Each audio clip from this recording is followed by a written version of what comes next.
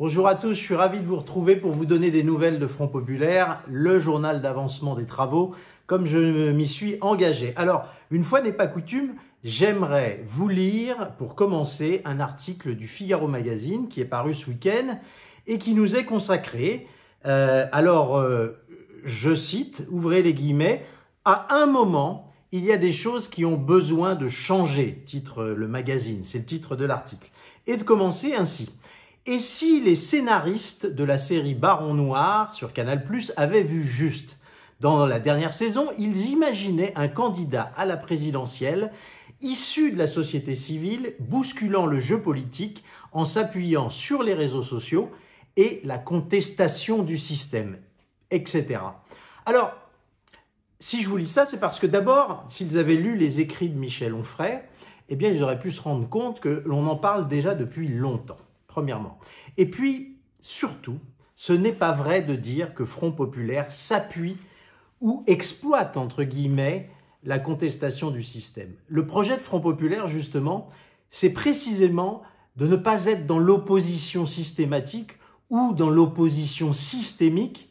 Le projet de Front Populaire, c'est d'être un grand média numérique appuyé sur une revue de qualité, on espère, qui soit un grand organe de réflexion et surtout un grand organe de proposition. Donc d'action et pas seulement de critique. Alors je pense qu'ils n'ont pas bien compris en imaginant que Front Populaire serait juste là pour dire non.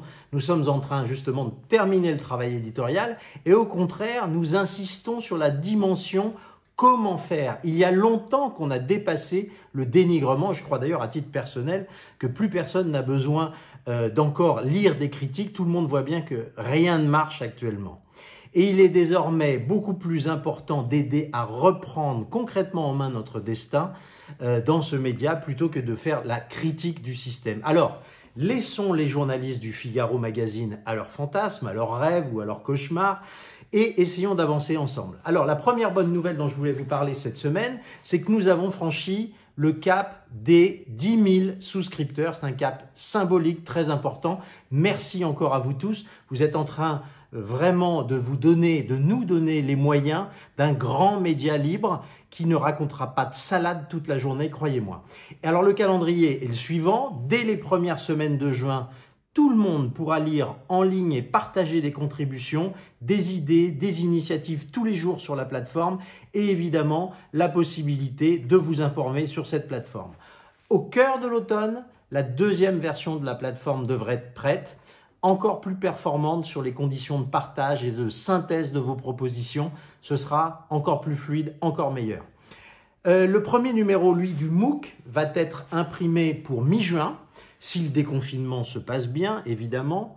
Nous avons choisi, comme je vous l'ai déjà dit, d'imprimer en France. C'est très important pour nous de le faire en France. Le retour à l'imprimerie, évidemment, se passe encore difficilement. On a pris des nouvelles de notre imprimeur tout récemment. Il va réouvrir avec le déconfinement. On a confiance en lui, on a confiance en notre partenaire pour être prêt le moment venu et pour que le MOOC, la revue, soit à la fois en kiosque et chez les libraires à la mi-juin. Alors vous nous demandez s'il y a des illustrations, des photos dans cette revue. La réponse est oui. Nous travaillons avec un designer, avec un photographe. Le premier s'appelle Raphaël Denis Callier, le second s'appelle Bernard Martinez. Ils ont tous les deux beaucoup de talent et je leur tire mon chapeau à cette occasion. Vous allez aussi pouvoir partager avec nous d'autres bonnes nouvelles cette semaine. Nous allons annoncer la semaine prochaine les contributions de 2 hommes politiques qui sont très importants à nos yeux, vous comprendrez pourquoi. Et évidemment, il y aura aussi d'autres figures du monde intellectuel qui vont venir nous rejoindre pour réfléchir au monde d'après. Vous allez découvrir le nom de ces intellectuels tout au long des prochains jours. Et puisqu'on évoque le calendrier de la semaine prochaine, notez bien jeudi prochain, Natacha Polony et Michel Onfray seront réunis par le magazine Marianne pour discuter ensemble de la construction des jours d'après. Il sera évidemment longuement question de Front Populaire. Ce sera jeudi prochain à 18h30. Ce sera sur la page Facebook de Marianne. Voilà, sur la page Facebook de Marianne, jeudi prochain à 18h30. Rendez-vous donc jeudi. Et le week-end prochain, pour ce bulletin de l'état d'avancement des travaux, ce sera le bulletin numéro 5. J'espère que j'aurai beaucoup de bonnes nouvelles encore à vous annoncer. D'ici là, déconfinez-vous bien. À bientôt.